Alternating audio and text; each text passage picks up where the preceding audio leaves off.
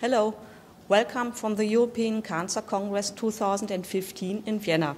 Once again, immunotherapy was a hot topic. It was highlighted in several sessions. We have invited two experts of skin cancer who will discuss the recent advances. To my right is Dr. Simone Goldinger from the University Hospital of Zürich, and to my left is Professor Christoph Höller from the Medical University of Vienna. What were your highlights?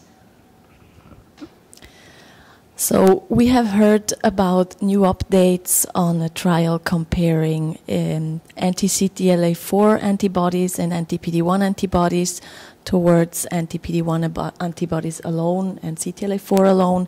And we have heard some subgroup analyses showing that the results of the previously presented data were consistent in all the subgroups, including patients that were older, including patients with different LDH, and patients that had mutation or no mutation. And I think the most interesting part, probably for me personally, from that subgroup analysis was that there is one group where with ipilimumab, with the CTLA-4 antibody monotherapy, basically there was no response and not a very good progression-free survival result, and that's the group with the patients that have an LDH that's above 2 times the upper limit of normal. So a group where I think in routine practice you would probably agree we did in the past rarely use that drug, and in both of those groups we now see a benefit with the PD-1 antibody alone, and at least numerically it seems even a little bit higher with the combination. So I think that was probably the most interesting point, because it seems that now for that group, also with an immunotherapy, we have a certain option. Yeah. Yes, exactly, and I think previously this had never been shown. So that's absolutely a highlight of these sessions. Yes.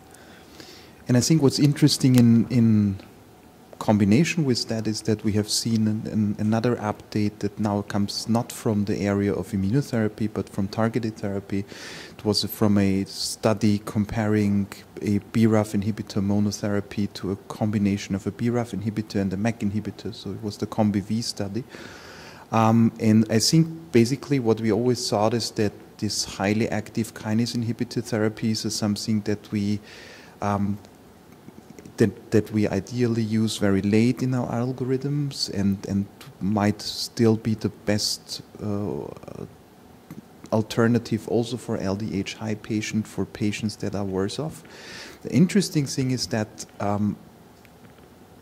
Caroline Robert presented data that did show us that this makes a real difference if you use the combination of monotherapy in LDH normal patients, but that difference becomes significantly smaller, although it's still a significant difference and a 20% risk reduction if you have patients with high LDH. Yeah?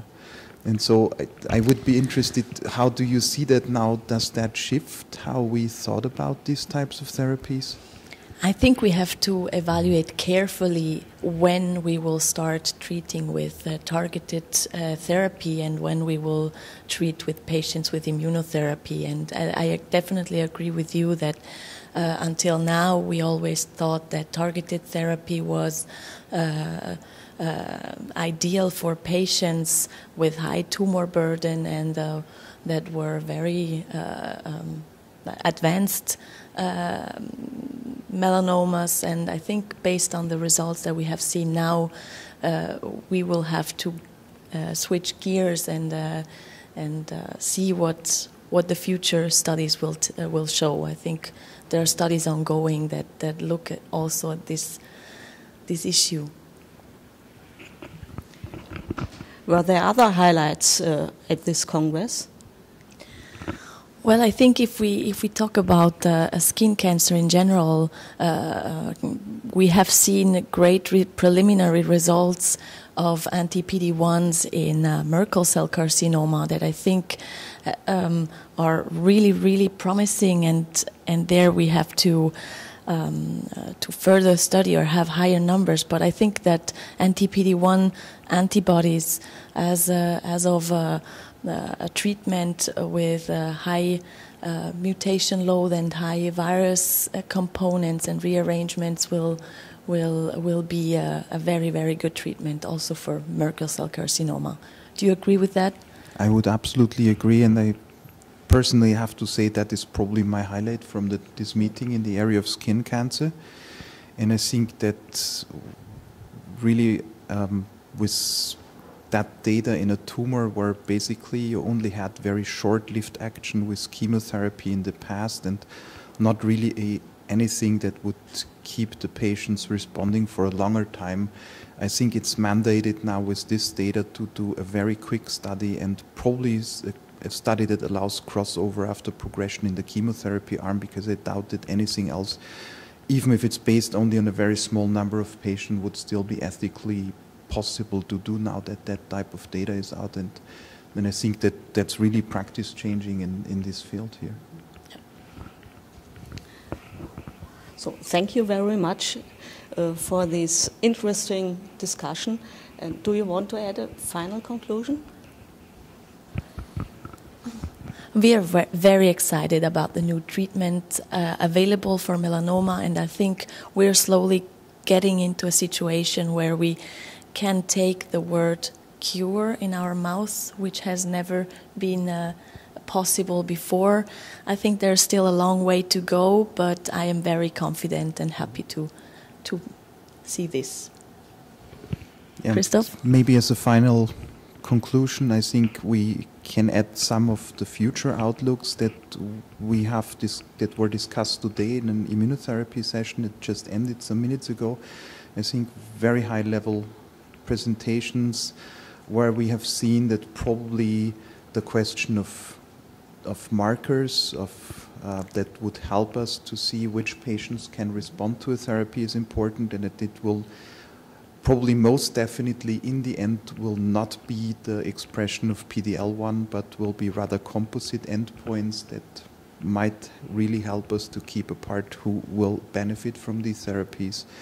And I think also that the fields of targeted therapy and immunotherapy will increasingly start to merge. Tony Ribas just presented some data that he already presented at ASCO this year, but I think that still is really very interesting to see how combinations of these strategies will in the future probably raise the bar even further. Thank you very much. You're welcome.